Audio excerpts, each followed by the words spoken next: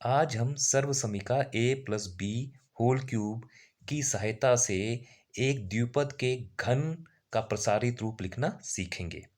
जैसा कि आप जानते हैं a plus b whole cube बराबर होता है a cube plus b cube plus 3ab गुणा a प्लस बी। तो यहाँ पे जैसा कि मैं आपको बता चुका हूँ a plus b whole cube का अर्थ है द्विपद का घन निकालना। अब यहाँ पे द्विपद क्या है आपके पास a प्लस बी। तो सीधा सीधा अर्थ है कि जब आप a प्लस बी का होल क्यूब लगाते हैं तो उस केस में a क्या दर्शाता है, a उस द्विपद का पहला पद दर्शाता है और b उस द्विपद का दूसरा पद दर्शाता है।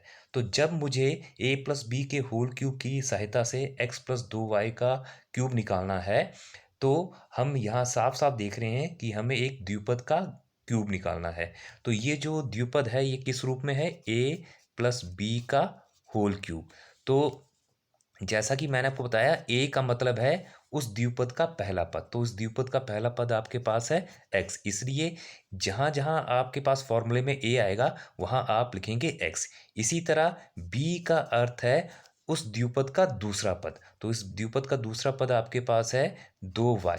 तो इसका अर्थ ये हुआ कि जहां जहां फॉर्मूले में b बोला जाएगा वहां पे आपने 2y लिखना है।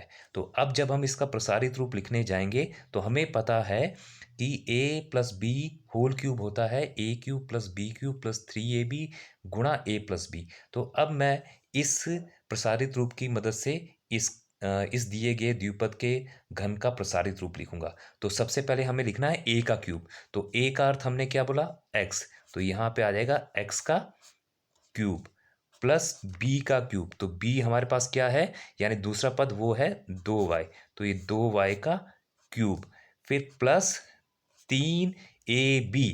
3ab के बीच में कोई साइन नहीं है, इसका मतलब ये आपस में गुणा हो रहे हैं। तो 3 गुणा a आपके पास है पहला पद यानी x गुणा b यानी दूसरा पद वो है आपके पास 2y, और फिर ब्रैकेट में यानी गुणा a प्लस बी। तो a आपका पहला पद है और पहला पद आपके पास x है, तो प्लस b यानी दूसरा पद वो आपके पास 2y है। तो इस तरह से हम इसको यहाँ सर्वसमीका की मदद से इसका प्रसारित रूप लिखेंगे। अब आप इसको हल कर लेंगे तो जो हल करके आएगा वो इसका प्रसारित रूप हो जाएगा। तो हमें पहले निकालना है x का क्यूब, तो हमें पता है x का क्यूब का अर्थ है कि जब हमें घातांकी संख्या को हल करना होता है तो हमें आधार को आपस में उतनी बार गुणा करना होता है जितनी उसकी घात है। तो यहाँ घात है 3, तो आधार आपके पास x है तो x आपस में कितनी बार गुणा होगा, 3 बार। तो ये हुआ x गुणा x गुणा x। और हमें पता है जब हम समान आधार को गुणा करते हैं तो आधार तो वही रहता है, उनकी घात आपस में प्लस हो जाती है। तो इसकी घात नहीं है तो वो 1 ली जाएगी, ये भी एक घात है और यहाँ पे भी एक घात है, तो 1 प्लस 1 यानी कितना बन गया, ये 3।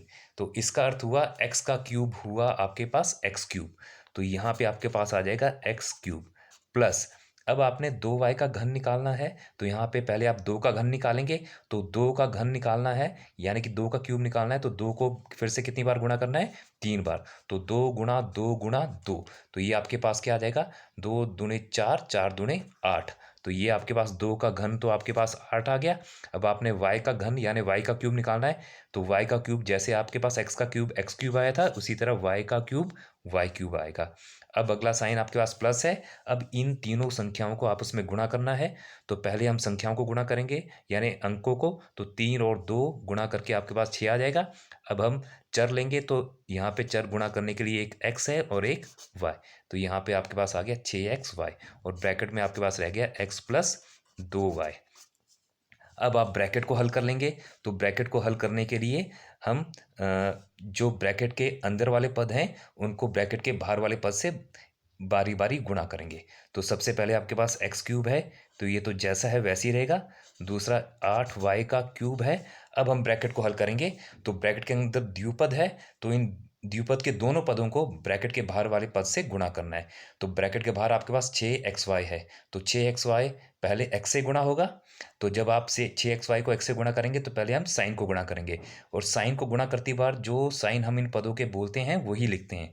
तो ये प्लस गुणा प्लस होगा, तो प्लस गुणा प्लस आपके पास आता है प्लस, तो साइन आ गया प्लस, संख्या 6 ही है गुणा करने के लिए, तो 6 गुणा इसका गुणांक नहीं है तो हम 1 लेंगे, तो 6 गुणा 1 हो गया 6, और अब x को x से गुणा करना है, तो अभी मैंने बोला जब समान आधार को गुणा किया जाता है तो उनकी घात जुड़ जाती है। तो यहाँ x की घात 1 है और यहाँ पे भी x की घात 1 है, तो 1 और 1 घात बन जाएगी 2, और y यहाँ पे सिर्फ 1 है, तो ये जैसा है वैसे ही आएगा।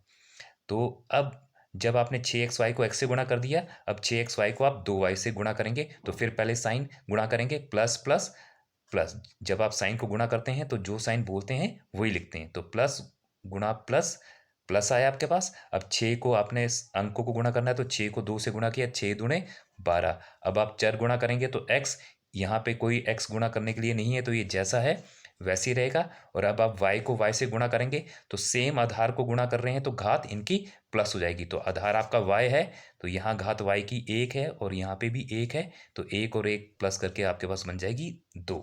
तो ये आपके पास गुणा करके आ गया। अब सभी पद आपके प्लस में हैं या प्लस में हैं, तो हम जानते हैं कि हम उन्हीं पदों को प्लस कर सकते हैं जो समान पद हैं। तो अगर आप देखें यहाँ पे कोई भी समान पद नहीं है, ये एक्स क्यूब का पद है, एक्स क्यूब वाला पद यहाँ पे कोई भी नहीं है। इसी तरह ये वाई क्यूब का है और वाई क्यूब वाला पद भी यहाँ कोई नहीं है। ये एक्स स्क्वेयर वाई का पद है और ये एक्स वाई स्क्वेयर है, ये भी समान पद नहीं है। तो यहाँ पे कोई समान पद नहीं है, तो ये आपस में प्लस या माइनस नहीं होंगे। तो ये इसका प्रसारित रूप आपके पास आ जाएगा।